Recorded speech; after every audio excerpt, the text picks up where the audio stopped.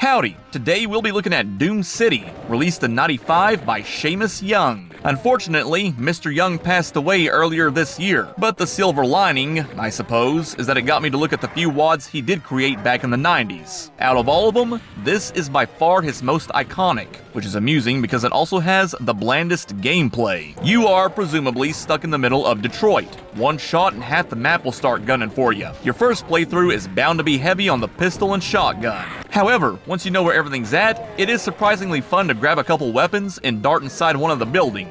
Blasting through a store while enemies mill around just outside the windows really makes the place feel alive. Not sure why I enjoy that so much, but I do. Still, the combat is basic, but it doesn't matter. You go to Doom City for the same reason you go to Hooters.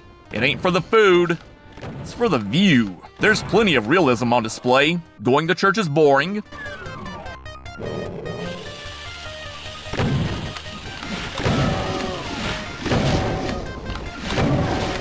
The guy at the drive-thru is a fat asshole that can't understand a word I'm saying.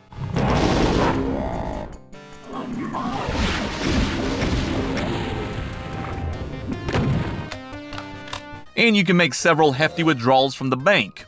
Not that I'm too familiar with that concept. There are smaller touches that I appreciate as well. This Pepsi machine, for example. Or the Stop and Shop, which has an automatic door. Although in practice I keep shutting it back in my own face. Also, the shelves inside are neat. Finally, you can grab a map from the gas station. Of course, there's a couple things that aren't too realistic.